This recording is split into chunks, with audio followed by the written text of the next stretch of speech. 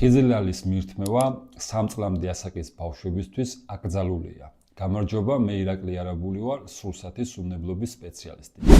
კომენტარებში დაგვიწერეთ, თუ გაუსინჯავთ თქვენ შვილებს ხიზილალა და რა ასაკიდან დაიწყეს მათ ამის მირთმევა.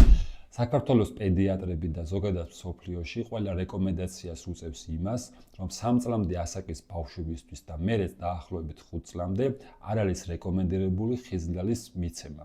რადგან ეს არის რთული პროდუქტი და ბავშვს ჩამოსაყალიბებელი აქვს კუჭნაწლავის სისტემა და ვერ შეძლებს ამ რთული პროდუქტის გადამუშავებას. გარდა ამისა, თევზი და თევზ პროდუქტები არის ალერგიული და შესაბამისად შეიძლება ალერგიული რეაქცია გამოიწვიოს ბავშვში. ამიტომ ყურადღებით ვიყოთ და ნუ მივცემთ 3 წლამდე ასაკის ბავშვებს ხიზილალას საკვებ რაციონში. მეტი ასეთი ვიდეოსთვის დაარეპოსტეთ და დაალაიქეთ ეს ვიდეო, გამოიწერეთ ჩვენი არხი, ხოლო სურსათის უნებლობის შესახებ კონსულტაციისთვის დაგვირეკეთ.